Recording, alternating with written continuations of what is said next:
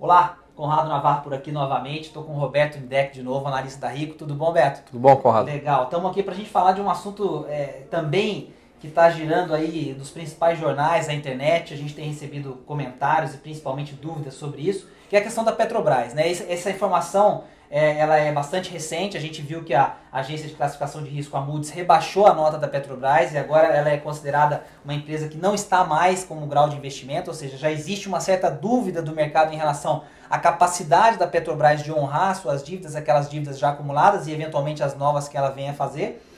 E eu queria que a gente discutisse um pouco isso dentro de um impacto, primeiro, para o investidor de Petrobras, quer dizer, se você pensar naquela pessoa que ainda acredita na empresa e eventualmente tem ações, o que essa pessoa ela deve levar em consideração nesse sentido, mas também, principalmente, associando essa informação e esse acontecimento com o Brasil. Eu entendo que, da mesma maneira que a gente se preocupa com o país, com esse cenário econômico que a gente vive, e há aí um consenso de que o Brasil pode também perder o grau de investimento se não realizar o ajuste fiscal ou tomar as medidas necessárias para conter a elevação de gastos, enfim, equilibrar melhor as contas, se isso também não pode ser, de uma certa forma, um recado ou um sinal de que o mercado está olhando com muita atenção para o Brasil e começou com a Petrobras, dado o tamanho do escândalo, o problema. Então, eu queria que você, por favor, Roberto, falasse um pouquinho sobre a questão dos investidores, quer dizer, o que fazer. Vale ou não vale entrar? A gente está vendo as ações sofrendo bastante, principalmente depois dessa notícia, e já vinha sofrendo muito,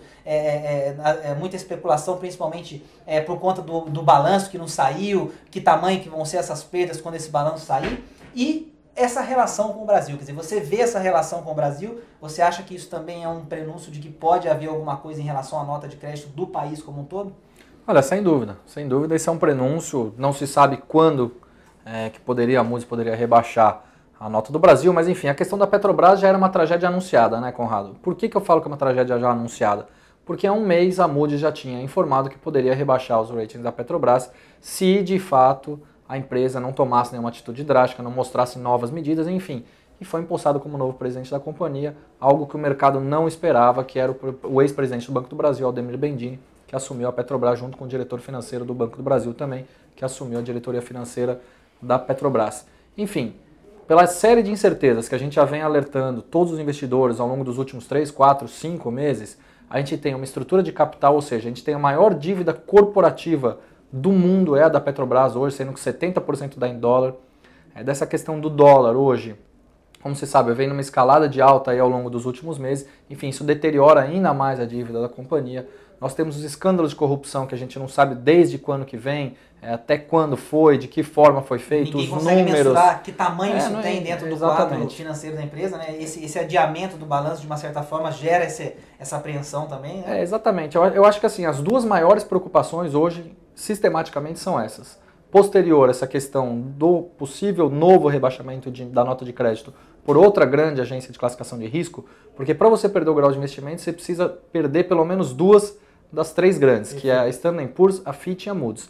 Hoje foi a Moody's que rebaixou a nota de crédito da Petrobras, então espera-se que caso uma das duas outras venha a rebaixar a nota de crédito, a gente tem uma saída de fluxo, principalmente de grandes fundos, tanto da dívida corporativa da companhia, do ponto de vista externo, como também no mercado de ações, como já acontece hoje, nessa quarta-feira agora. A gente, desculpa te interromper, a gente pode dizer para o investidor que é um momento de cautela em relação às ações, ou seja, espera alguma coisa para saber se vem esse outro rebaixamento, que tamanho que vai ser esse rombo que eles vão colocar no balanço, quer dizer, porque as pessoas pensam principalmente no valor da ação. Eu lembro que a gente sempre conversa muito sobre isso aqui, inclusive o André Moraes gosta sempre de dar aquele exemplo de gerar valor em relação a preço. As pessoas tendem a olhar o preço da ação e fazer uma comparação histórica e já achar que está barato, que vale a pena entrar. Quer dizer, a gente pode dizer que é melhor esperar alguns acontecimentos aparecerem e os desdobramentos para a gente poder falar se vale ou não vale a pena entrar na Petrobras? Não, sem dúvida. A gente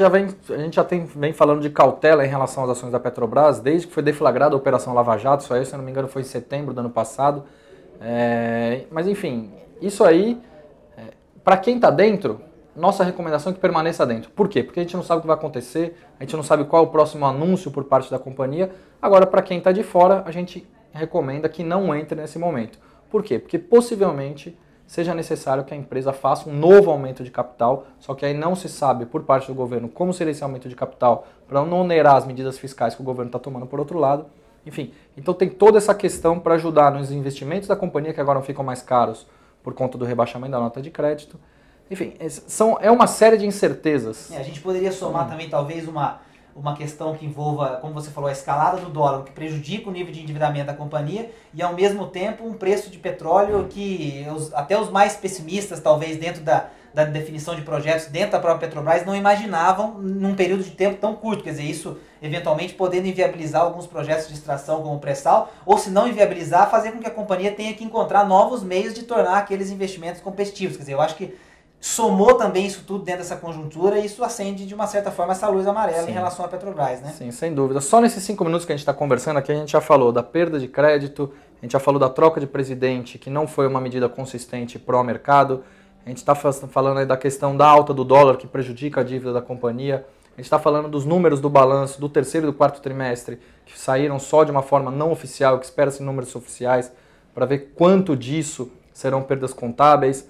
Enfim, você vê, em 5 minutos a gente consegue mensurar e falar numa série de incertezas que gera essa cautela, ou que devem gerar essa cautela para o investidor em relação a isso. Eu acho que é legal a gente estar fazendo esse vídeo, porque é uma empresa que sempre foi considerada uma blue chip, né? Ela não deixa de ser uma empresa grande, enfim, que tem uma estrutura enorme, principalmente em relação a ativos e tudo, a gente sabe disso. Mas ela sempre foi aquela empresa que a gente, como participantes do mercado e educadores, no sentido de formar essa opinião sobre investimentos, a gente sempre disse, olha, você tem que começar na bolsa com empresas que sejam empresas de grande porte. Aí, invariavelmente, usava-se como exemplo Petrobras, Vale, enfim, outras empresas que a gente vê que passam por situações até semelhantes do ponto de vista de gestão. Existe a Uzi Minas, por exemplo, que é uma outra empresa que também está passando por um momento bastante delicado de administração. Então, eu quis que a gente gravasse para a gente dar esse alerta para as pessoas de que também não existe a empresa infalível, ideal, que você vai investir, que é garantia de que você vai ter retorno, principalmente em curto e médio prazo. Então, eu acho que esse alerta é importante. E é necessário sempre um acompanhamento por parte do investidor relacionado à sua carteira de ações, né? Não é basicamente, olha, eu investi na Petrobras, agora eu vou esquecer e ponto final. Né? Exatamente. Eu acho que esse é um recado legal. Obrigado, Roberto. Valeu pelo papo. A gente volta logo, logo com mais informações, mais notícias e principalmente mais opiniões interessantes para ajudar você a tomar suas decisões. Então, obrigado pelo seu tempo. Valeu, Betinho. Obrigado. Até a próxima. Um abração para vocês.